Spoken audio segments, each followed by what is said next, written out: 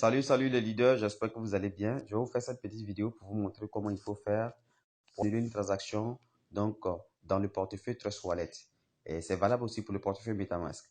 Maintenant, une transaction que vous avez lancée sur la blockchain Ethereum et qui est en cours, où on met pending, où on met échec. Voilà. Si vous voulez annuler la transaction pour relancer la transaction, la méthode est la suivante.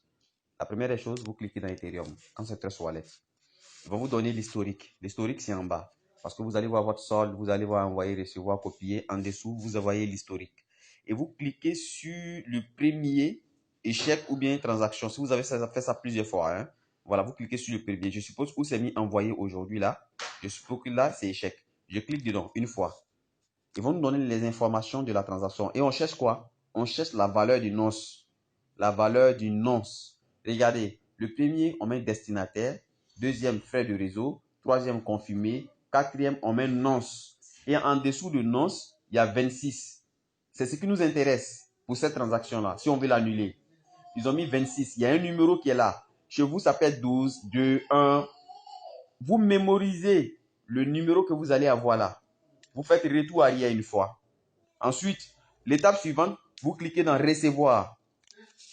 Et ce qu'on va faire, on va copier notre propre adresse de réception. On clique sur copier. On a copié notre propre adresse de réception. Ensuite, on fait retour une fois arrière. On clique là maintenant dans envoyer. On va envoyer quoi? On va envoyer à nous-mêmes. Je colle mon adresse. 0 Ethereum. Je tape 0. J'ai collé mon adresse. J'ai tapé 0. Je fais envoi. Suivant en haut à droite. Une fois que je suis dans suivant en haut à droite, regardez une chose. On me fait envoyer en bas. Si vous cliquez sur envoyer, vous n'avez pas réussi là, n'est-ce pas? Vous n'avez pas réussi à, annuler la transaction. Regardez en haut à droite, vous allez voir paramètres, l'icône des paramètres. Vous cliquez dessus. Et vous allez voir, ils ont mis le gaz, ils ont mis le prix limite de gaz, ils ont mis les données. Et en bas, il y a également nonce. Et là, chez nous, comme c'était 26, le nonce que vous allez voir, il va toujours être différent. Toujours être différent du nonce que vous avez vu lors de votre transaction.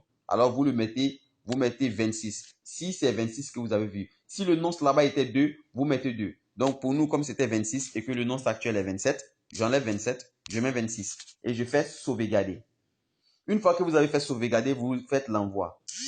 Une fois que vous lancez l'envoi, leader, vous avez annulé votre transaction, quel que soit ce qui va afficher.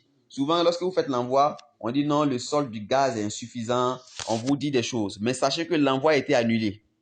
Voilà. Donc, je pense que ça vous a profité. Donc, l'envoi s'annule lorsque votre transaction va passer. Donc, pour vous dire que même si là-bas, on vous met échec, on vous met des choses, patientez au moins 5 minutes et reprenez votre transaction. Vous allez voir que votre transaction va passer.